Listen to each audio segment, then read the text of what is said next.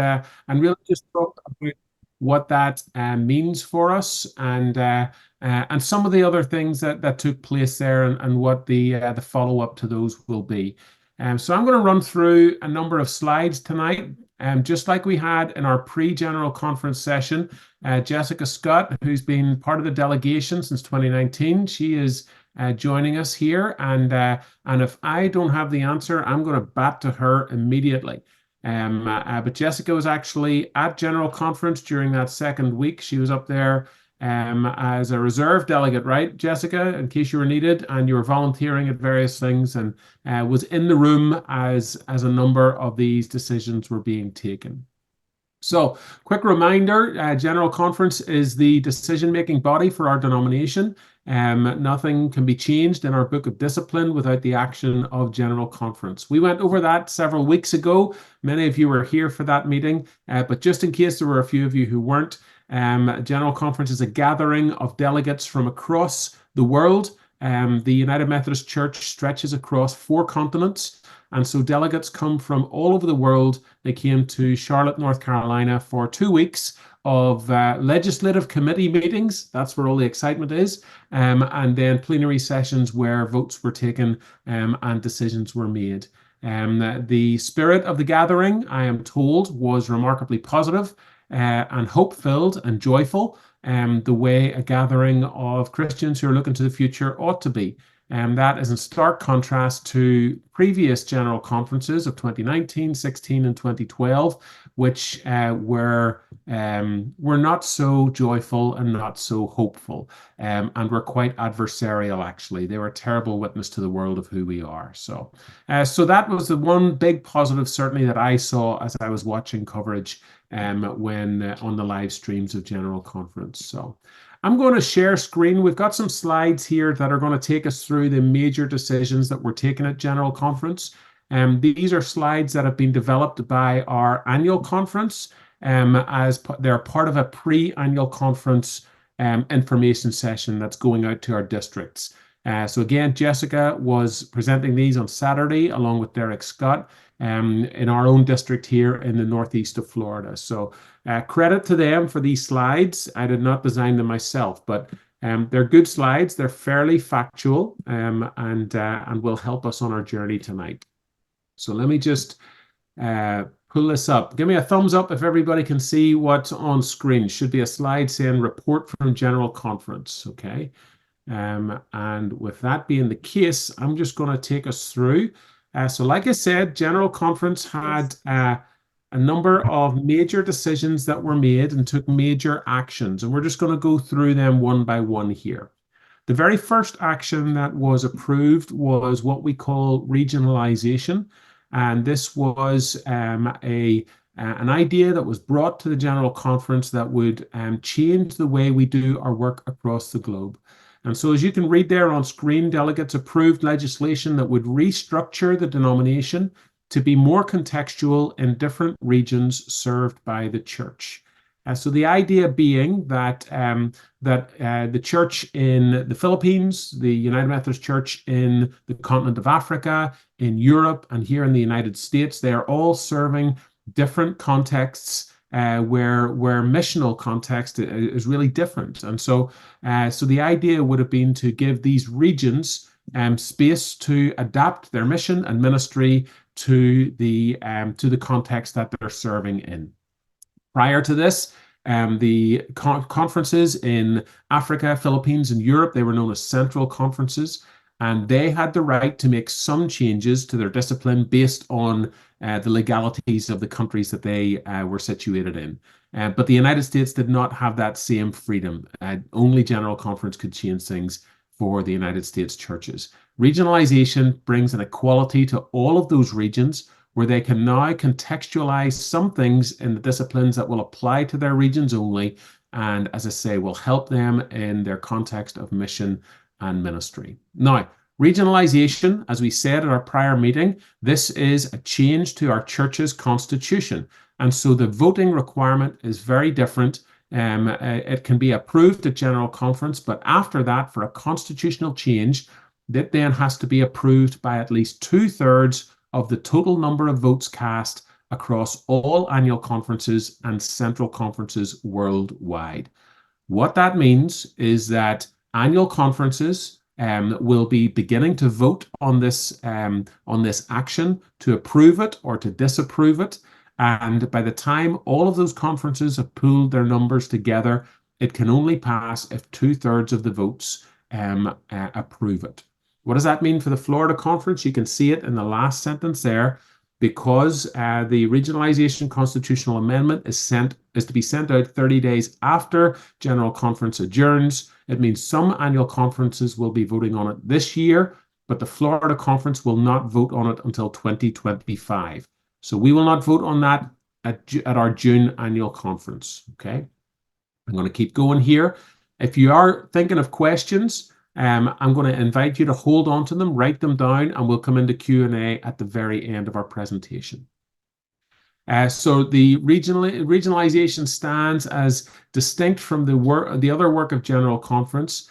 This was a work that had been in development for many, many years, with the Standing Committee on Central Conference Matters and the Connectional Table collaborating on the petitions that were submitted. And this received support from delegates across every region. Jessica, you might be able to help me with some of the numbers here, but I believe that vote went through with like a 74% majority. Am I right about that? I know she's here. I'm here. I'm just feeding babies. I know. Yes, it was, I believe that one was 73 point, I forget what it was, but almost it rounds up to 74%. And we had what's really great is that the way it was passed was with support from not just US delegates, but also delegates from all across the globe. So we heard from delegates in Europe, we heard from delegates in the Congo, all kinds of places. So all right, you can get back to the babies. Thank you.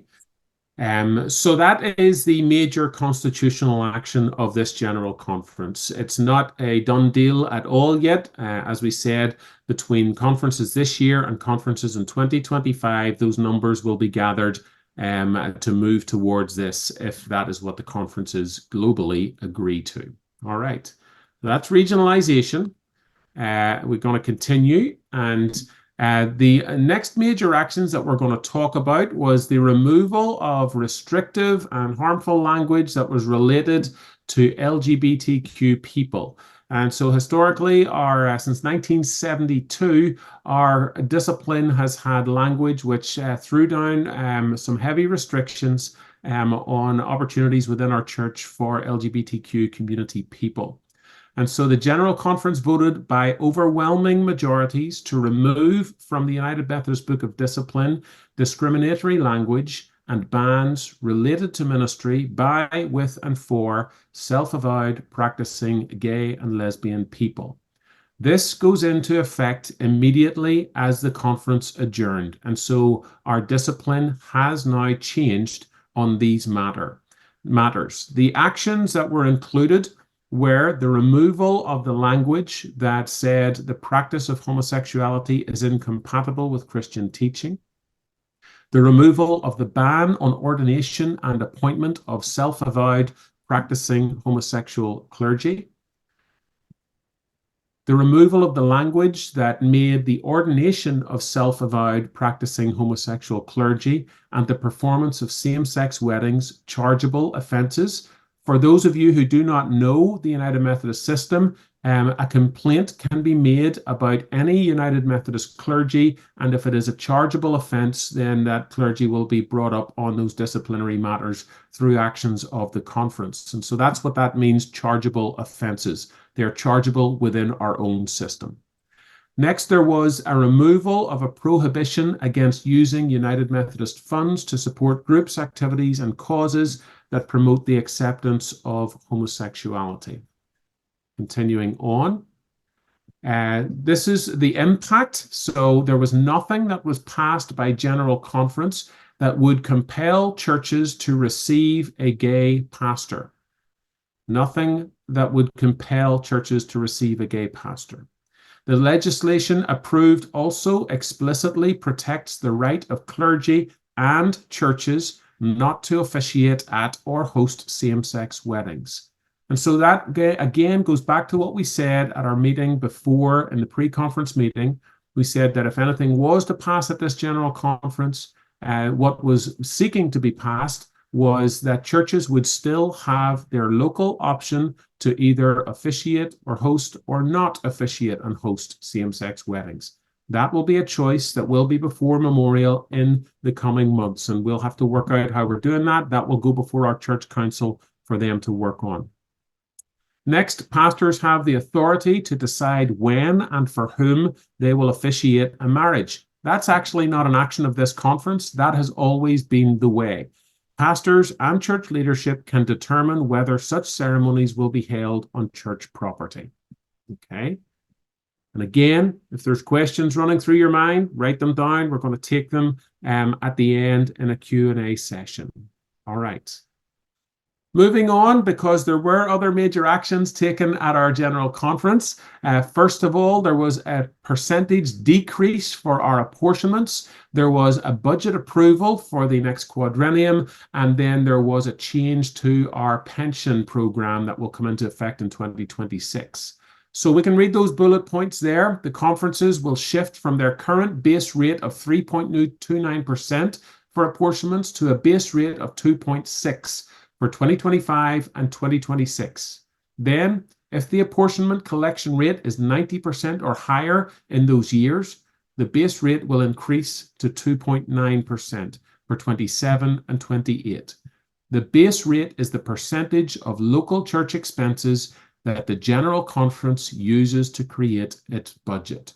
Again, for any of you who are new to United Methodism, every dollar that is given to our church, we pay an apportionment of those dollars towards our conference, which is divided between the Florida Conference and the General Conference. Memorial, very proudly, is a 100% apportionment church. Our conference deeply appreciates that. Those apportionments are used to support the work of our annual conference, the conference office, the bishop's office, our district offices, and the various conference offices and ministries that are happening in support of the local church. It also goes to support missions through the United Methodist Church. So Africa University is a training seminary in the continent of Africa for the African wing of the United Methodist Church. That is supported greatly by our apportionments. UMCOR, the United Methodist Committee on Relief, the General Board of Global Ministries, the General Board of Higher Education and Ministry, all of those boards are supported by our apportionment dollars. The best example of the difference that makes is when our apportionments support the administration of the United Methodist Committee on Relief. That means that when a hurricane hits Florida, and I invite you to be supporting the relief efforts in Florida through UMCOR, every dollar that you donate goes directly to the place that has been impacted by the storm. That's because our apportionments are supporting the administration of that office and of that ministry. So a significant decrease there, 3.9 down to 2.6 for the next 2 years. And if our collection rate is at 90% or higher, our rates will then increase only to 2.9%. Delegates at the General Conference approved a 2025 to 2028 budget of $373.4 million. That total is contingent on collection rates being at 90% or more for the next 2 years. If giving does not hit 90%, then the budget bottom line will drop from $373.4 million to $353.6 million. Jessica, you got something? Yeah, I was just gonna point out here, this was actually a very hotly, intensely, passionately discussed topic. We spent a lot of time, our delegates spent a lot of time on this. And the reason that 90% is in there, that we are affectionately calling it the Weems Amendment. Reverend Dr. Cynthia Weems, who is one of our a former DS, and who is on the cabinet with Bishop Berlin, actually came to the podium came to the microphone and made this recommendation. Most annual conferences have been working very, very hard to streamline ministries, find ways that they can cut costs, but still be able to do ministry. And so that base rate, while it doesn't seem like a huge jump, it means quite a bit of money, especially for smaller conferences. So just kind of pointing out that these numbers did not come lightly or easily. And they represent months and months and months of lots of very hard work to get to a place where we're still able to do ministry. It's just in new ways. Absolutely.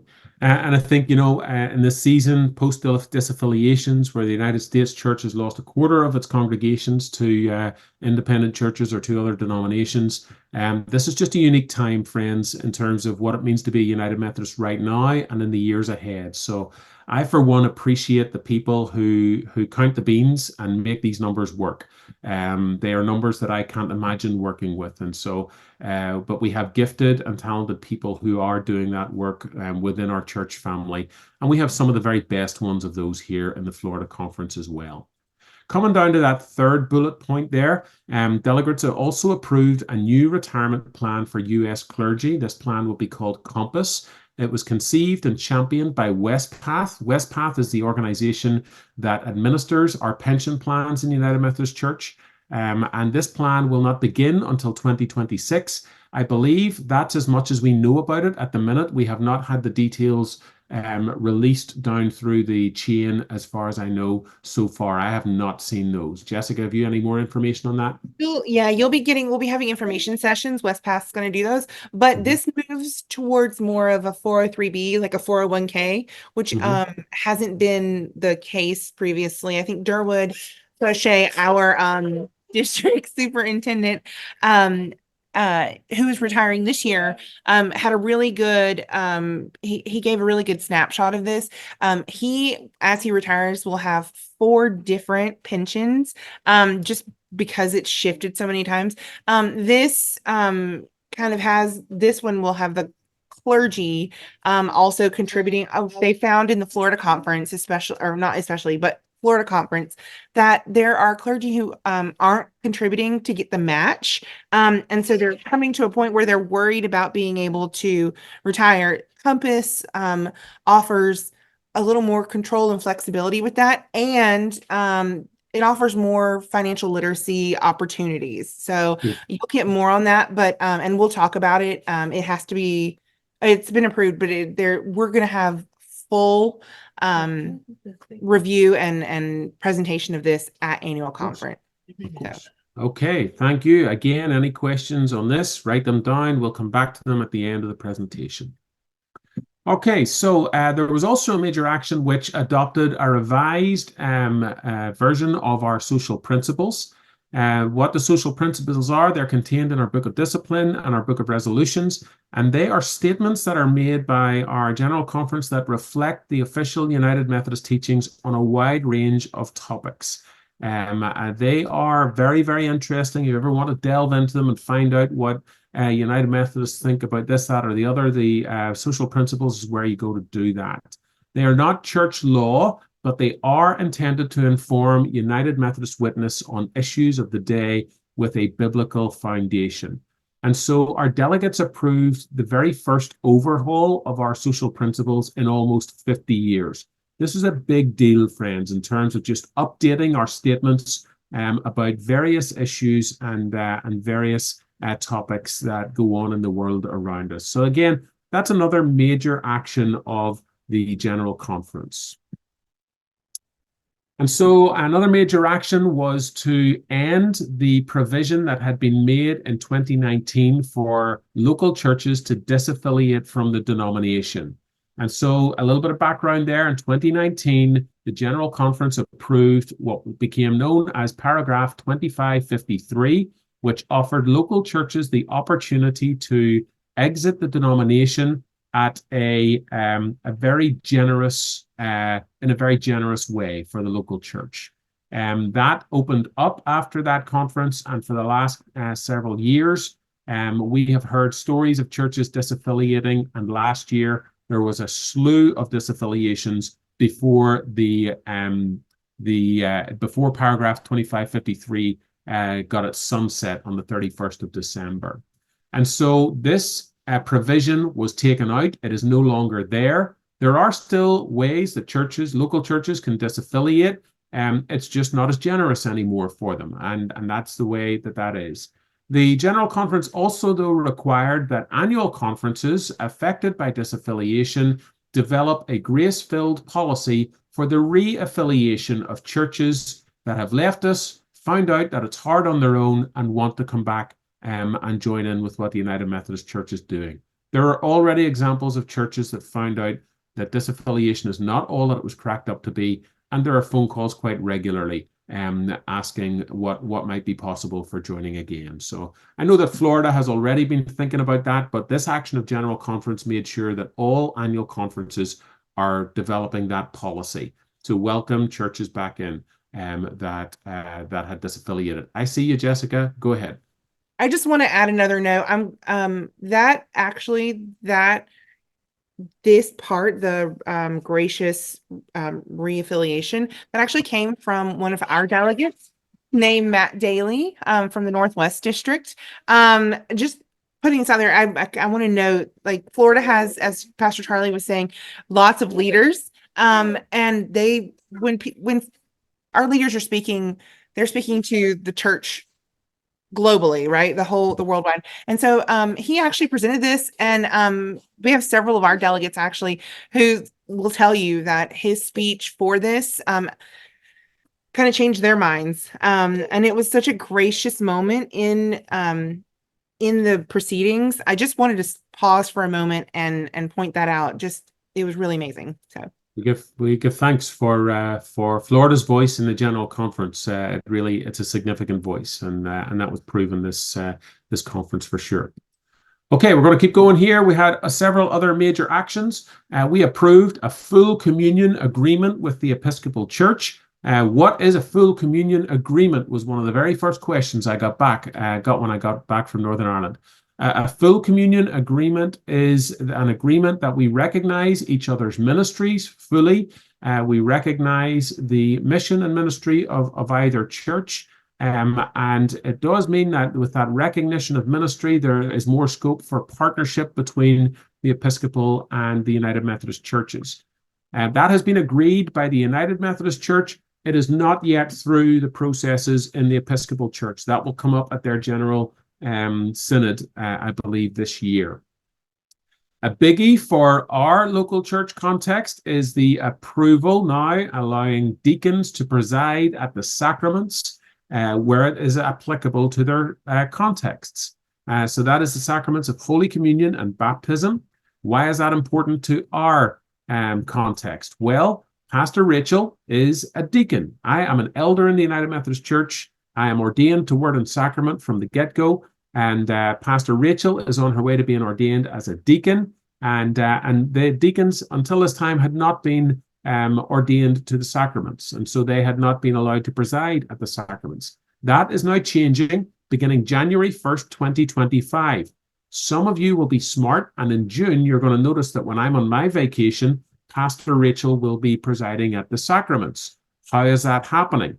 That is happening because I have asked Bishop Berlin for special permission for Rachel to preside at the sacraments in my absence. She has been given that permission by Bishop Berlin between now and the end of this year, and then she will be given it by the discipline on January 1st, okay? We can get into all sorts of conversations about why deacons were not allowed to preside at the sacraments, but the big deal here is they now are. And it really is a big deal, and will make an awful lot of difference in the ministry of the church in all the places and spaces that deacons minister. Finally, we approved a motion to allow 4 Eurasian conferences to leave the denomination and to form an autonomous church.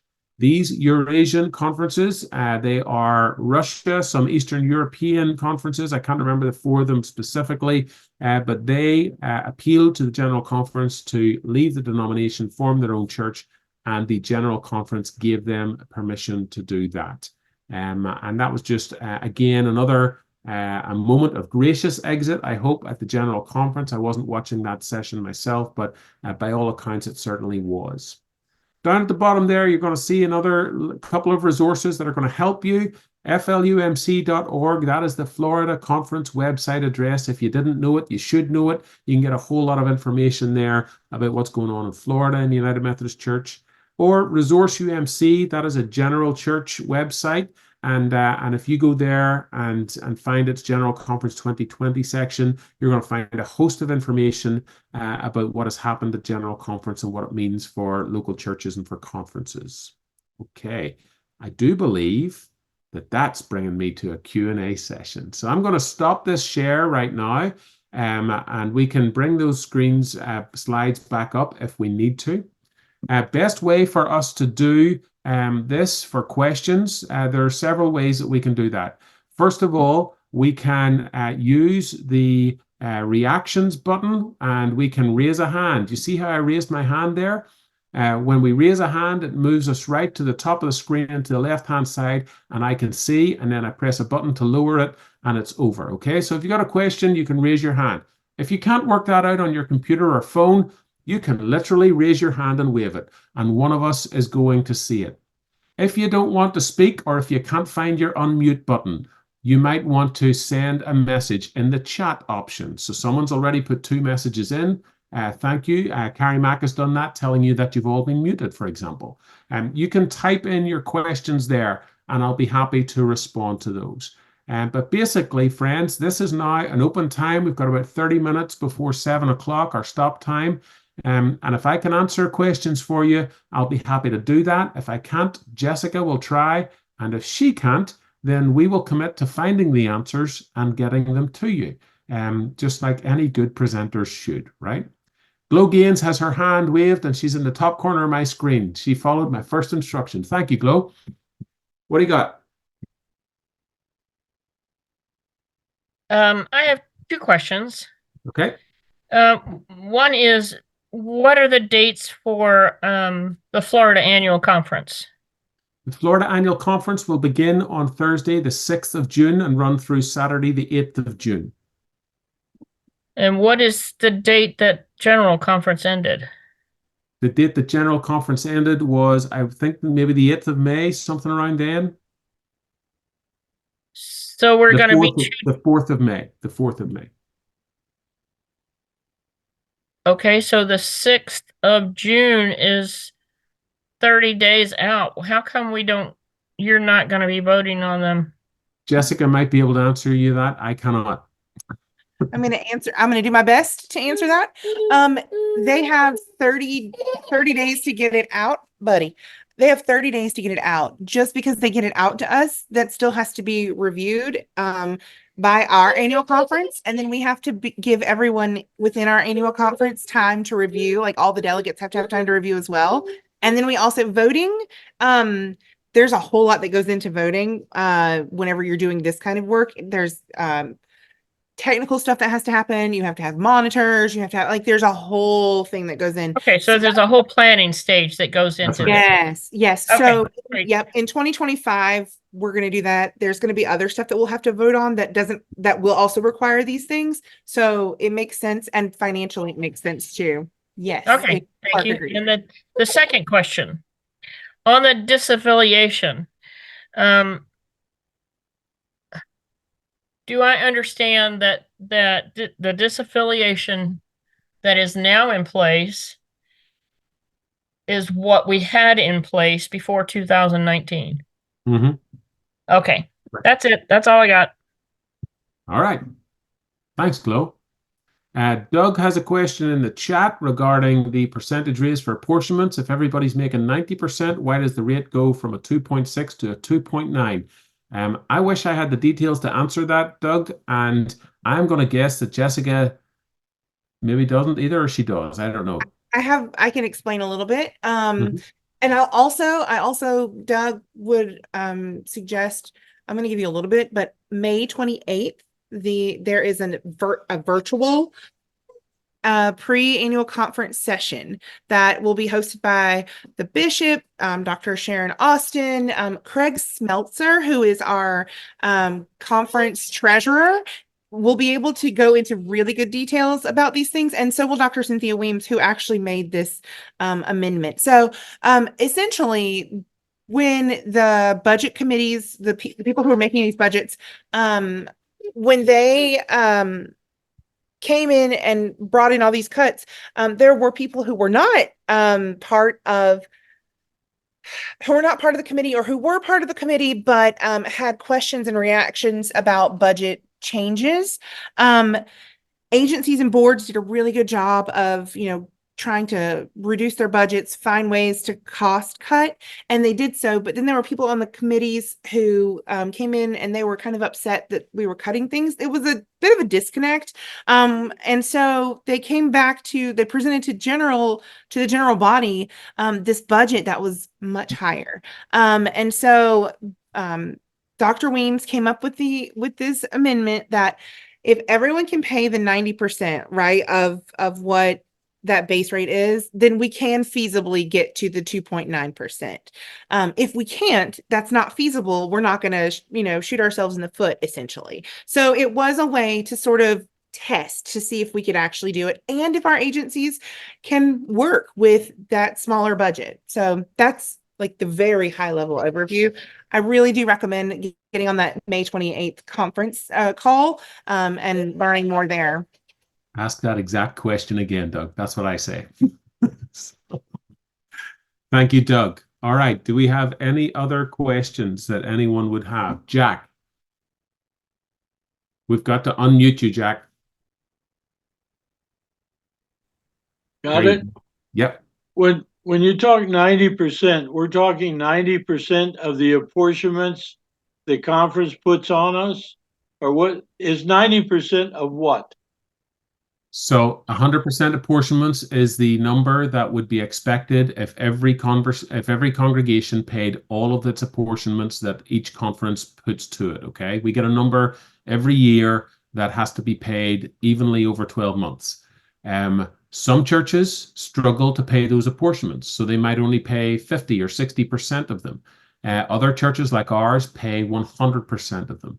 And so what they're saying is, with a recognition that not every church pays its apportionments, also you have churches who might be angry at the denomination for one way or another. They withhold their apportionments entirely. That was very much exercised during the disaffiliation season, unfortunately.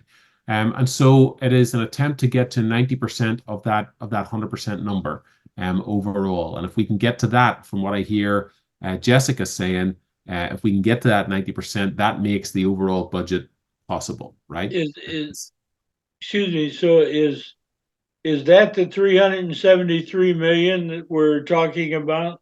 Yeah, all the conferences are charged with raising that 373 million across the globe. Everyone's apportionments come and make that up. And all we can do at Memorial is pay our 100%. Okay, so one more, Charlie, Pastor Sure. Charlie. Yep. The on the regionalization, then will that the votes be able to be counted by the end of 2025? Yes, they will. They will. They will be counting between conferences that vote this year and conferences that vote next year. They will be counted across the globe, and then our numbers will be fed back. So and then okay, so assuming they're fed back, then what happened? I mean, at the end of 2025, is it a general announcement among all the conferences, or what? Yeah. So those numbers will be fed back through the United Methodist News Service and through local conferences, I would imagine, to each conference and each local church. I don't know what the timeline is after that. It might be 1st of January 26th that regionalization takes effect. I just don't know, Jack, but we've got to get the numbers first before it goes any further. Thank you, Pastor. You got it. You got it. All right. I see another question, I think, from Patty Weedman come in there. I know it's a done deal, but I am still a little confused as to why so many of our churches disaffiliated. Oh, me too, Patty. Me too. So basically, a number of our churches disaffiliated. Some of them genuinely disaffiliated because of what they perceived at that time to be the United Methodist Church's stance on matters of human sexuality.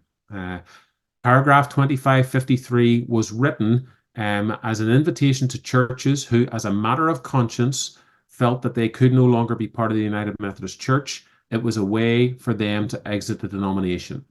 Sadly, not everybody used it in that way. And I think that that's fair to say, and that is well known.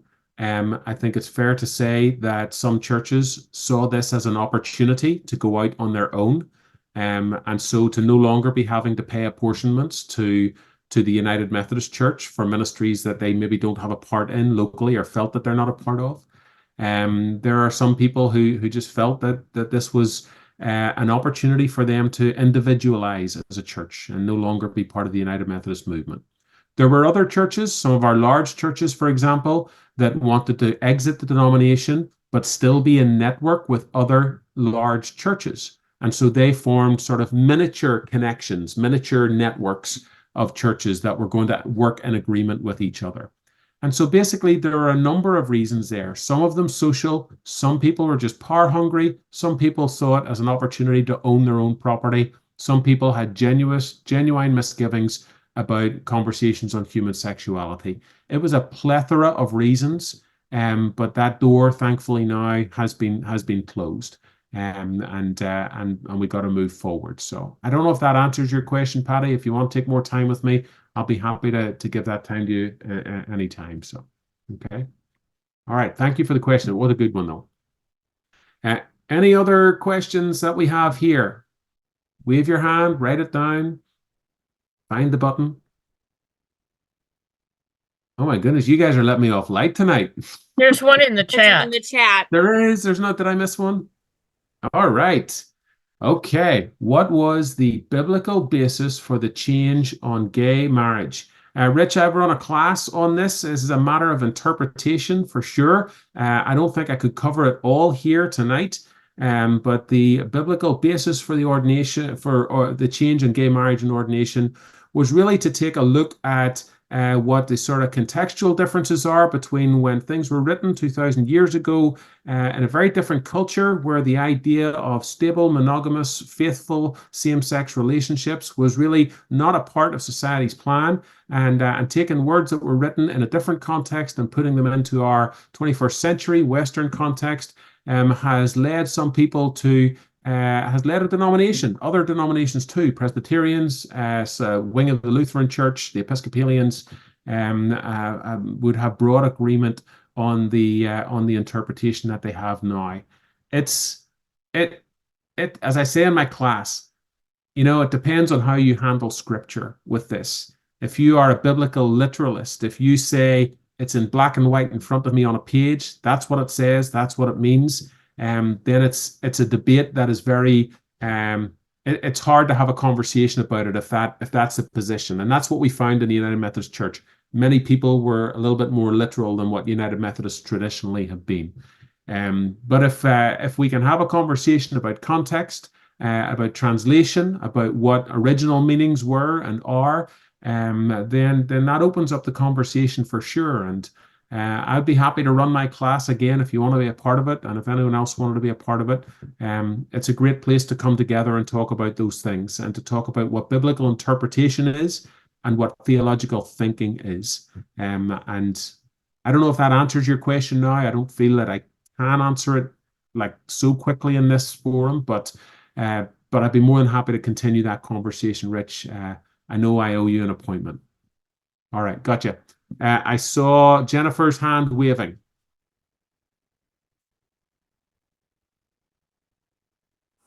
Yeah, you are. Okay. It seems as though somewhat, in our church, we're kind of delaying the inevitable. In other words, when the time comes that either you, if you're the pastor, feel you want to marry a same-sex couple, or, and the fact that this would go to church council, or the bishop wants to give us a gay pastor, then all this will blow up again. People are going to say, well, I don't really feel comfortable with that. I don't really, which I guess is okay.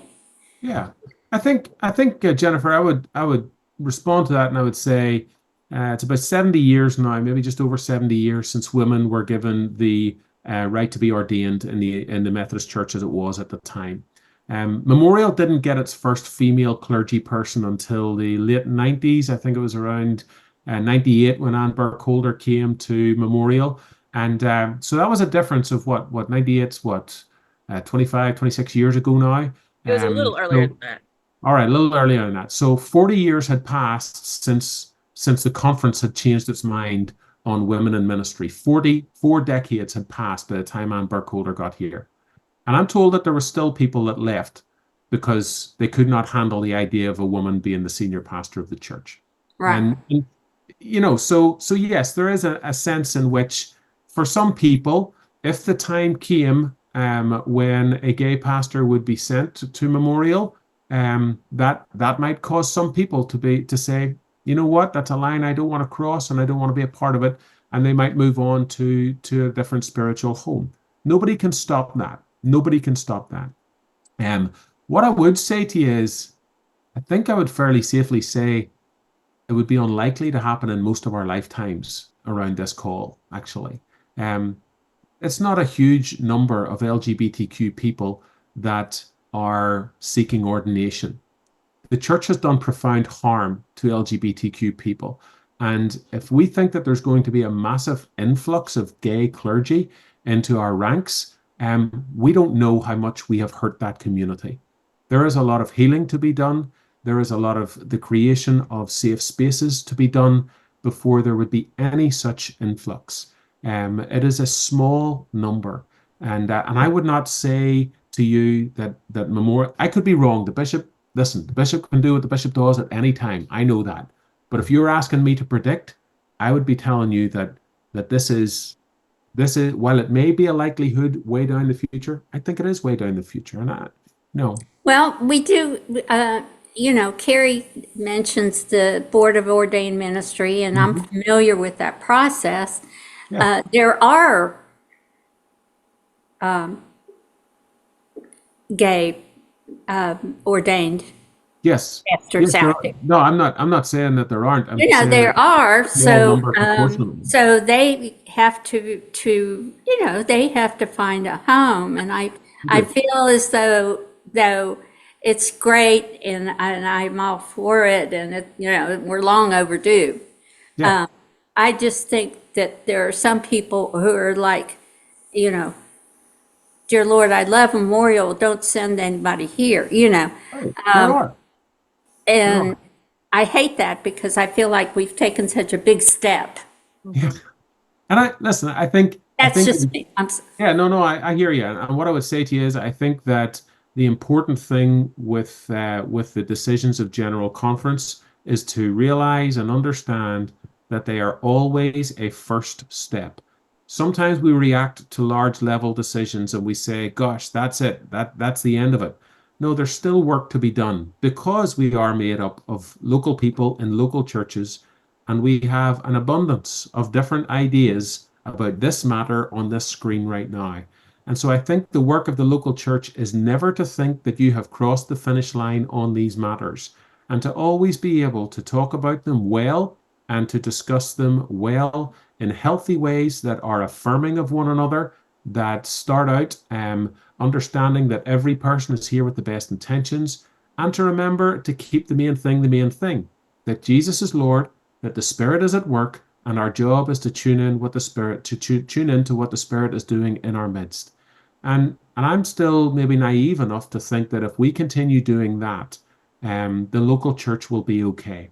And if the clergy who come after me, when that time comes, help you to keep the main thing, and keep your eyes on Christ and your ears open to the Spirit, I think Memorial will continue to be okay. Charlie, can I say something to back that up, what you just said? Sure. I'm on the executive committee for the Board of Ordained Ministry, so I know all the people who are coming up through or the ordination track and a lot of them that are already here. And Charlie's very right. There's only a handful of openly LGBTQ people in the ordination track because there has been so much harm. They have anyone who felt that they wanted to be called, a lot of them stopped the process because they knew the harm, especially that was done to the candidates who were not confirmed a couple of years ago. And so, what he's saying is there's only a few. It's not like there's a huge influx, and there will not be a huge influx just because of this change. But it will allow those who do feel called and have met all of the requirements to become ordained, just like Charlie, just like Rachel did, to find a church home to preach in. And there are churches in our conference who are very ready for LGBTQ clergy.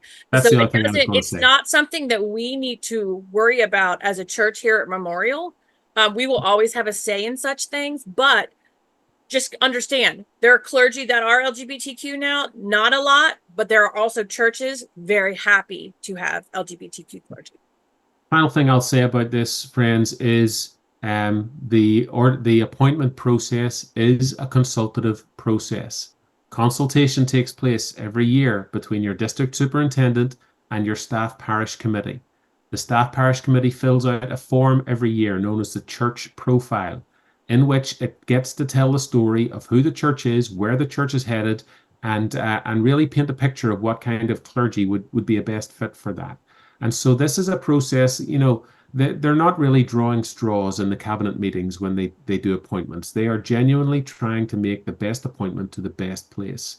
And it is always done in consultation with the local church. So the idea that the right clergy or the wrong clergy might be foisted upon you, of course, there's times when it's just not a good match, or when what you thought was a good match is not the right match. We all have those times. But generally, our cabinet are doing their best to make the right matches. And Memorial's a strong church. Memorial is going to continue to get great clergy, as it has done in the decades gone by, because it's an important church in our conference. It's leading the way in many areas. And so we've a lot to be thankful for, and we get a lot of privilege through that process, just because of how we do things and because of the way we keep showing up and having conversations like this. So that's very nice of you to say, Patty. Thank you very much. So, all right. Any other questions there? Okay, I see Kathy Bland. Where are you? You were waving your hand. That rhymed. I'm a poet and I just didn't know it. Did she go? Did she say goodbye? Where is she? All right, maybe she was waving goodbye because I can't see her on the call anymore. All right. All right, feeling that, I don't see any other hands waving. Gay, did you just wave? No? Okay, all right. Okay, folks, that's where we're at. I think the final thing I'll say here is regarding the conversation that we just had about our church and what our church is happy doing, that really gets batted to the church council. That's not my decision or any other single person's decision. That is a decision for the church council to take and to shape. They have not even had a meeting since General Conference adjourned, so I can't give you any answers on that right now in terms of what our local church is thinking. But in terms of what I would be advising to any church in this situation now is to have the conversation well and to come to a decision together in terms of what a church wants to do on its premises. As you read on those slides, as a clergy person, I can make my own decision about marrying any couple. Okay, that's always been the way. But I in any church, I think it would be foolish for a clergy person to say, I'm going to marry these people and I'm going to do it whether you like it or not. I don't think anybody wants that kind of adversarial standoff.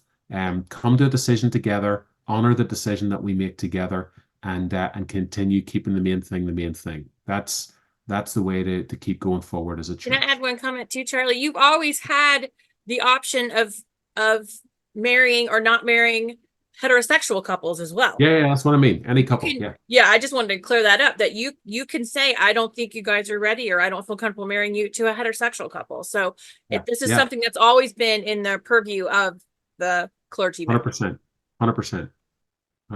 I've rarely had to say that though, but I did say it one time. I had a couple come in off the street one day in my first couple of months at Memorial. This is just a funny story. And they said to me, we've just been to the city hall and we've got our license and we want to get married today. And I was like, nope. I don't want my name on that form. So it is. Listen, we get to say no if we have to say no, and that's absolutely all right. So.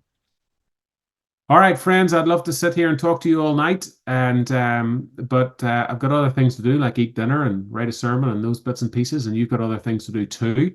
Thank you for the grace-filled way that you have met here tonight, for the mature questions that you have asked, and it seems like we'll have a little bit of interest if I run another human sexuality class. So look out for that. Probably towards the end of the summer, I'll seek to run that again, and yeah, if that's helpful to people. And the other thing, one more thing, if you need to talk more, friends, the door is always open. We said that several weeks ago. That remains to be the case. The door is open in my office. Pastor Rachel will be back here in June. She's happy to talk. Pastor Alice will be happy to talk anytime. If you have questions, come and ask them. And especially if you have questions that you didn't want to ask in front of other people because you thought you maybe hold an unpopular view, I want to tell you that I understand that, and I don't want you to feel like you are silenced and that you cannot ask your questions. So please seek me out with a phone call or an email. We will make the time and we will have the conversation, and I will offer you the best listening ear that I can possibly give in any moment, okay? That is the only way to make our way through whenever there's a little difference and divergence of opinion and thought. All right. With that being said, I'm going to close this with a prayer and then we get going. The gracious God, we give thanks for the work of your Spirit, which, as we said on Sunday, is expansive and is not done yet. So give us eyes to see it, ears to hear your voice, and courageous hearts to follow after it. That's what we long to be. That's what our forebears have been here at Memorial, and we want to pass on a church that continues walking in the way that you call us. So open up our hearts to that work and help us to keep the main thing. This we ask in Jesus' name. Amen. All right, everybody. Thank you. Have a great night.